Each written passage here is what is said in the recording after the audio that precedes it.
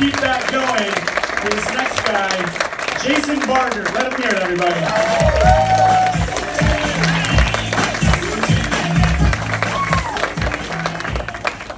Good morning.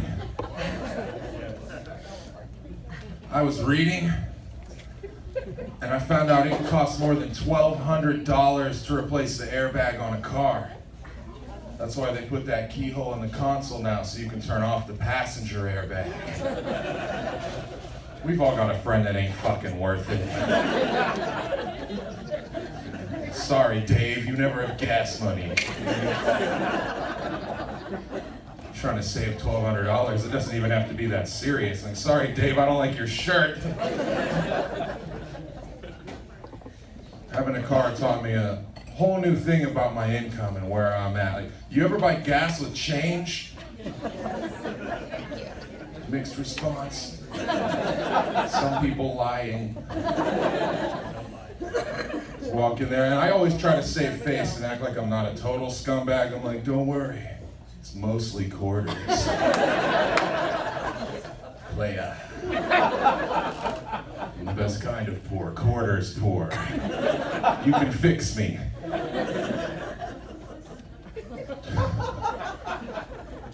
You know that little part of the gas gauge down there by the E? The little orange section? In my world, that's the gas tank. The rest of that meter is a theoretical realm. I don't know anything about it.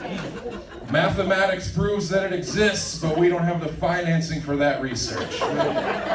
Maybe in the future, need more funding. I quit smoking cigarettes after 25 years. I'm 33. Glad I quit. And I saw this woman who had to be like 90 years old wearing a Marlboro windbreaker. If you remember the Marlboro Miles catalog, you know she didn't buy that thing. She had to smoke her dick off. That windbreaker's the mark of the survivor. Grandma will outlive me. I still have a Marlboro Miles catalog from the 90s. One of the most expensive things in it was a kayak. 1 million Marlboro Miles.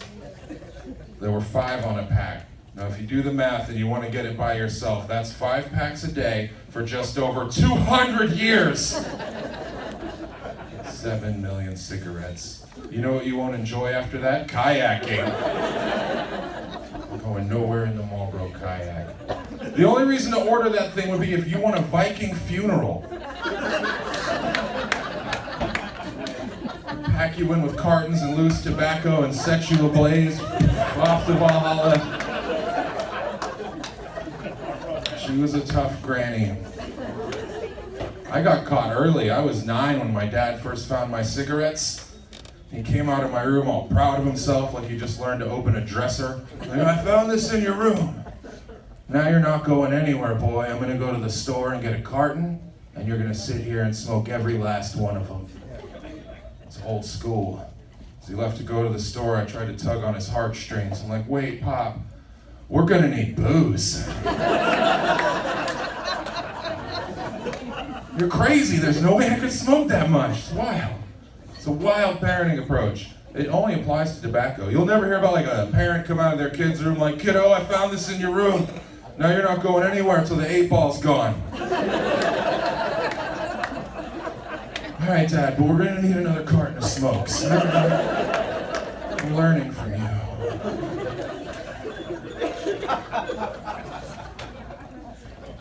I went to a clothing optional beach for the first time. Thank you, sir. They had clothed people, they had nude people, they had families with children running around playing, and it was just the human body, no big deal. That's the best way to look at it. My first thought was also, how can I make this uncomfortable for everyone? I find this circle of nude people talking amongst themselves, and I approach them like a kindergartner that doesn't know how to make friends, dressed like this. Nice day for it, sweet. I don't know how to make friends with nudists, so I take it very gradually, very slowly, and I just pull it out of my zipper a little bit. Turns out it's totally inappropriate. Because of where we are, it's also totally allowed. How would they complain? Like, hey, pervert, you take your pants off. There's kids out here.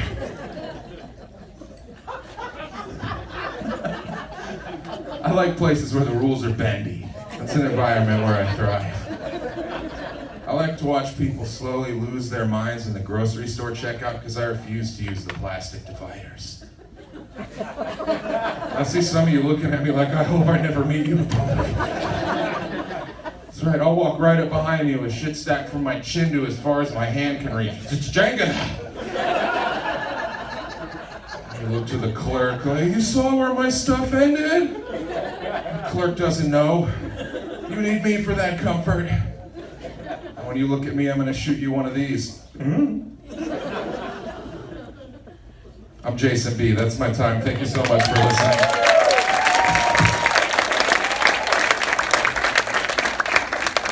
One more time for Jason B. We're gonna keep it going. The next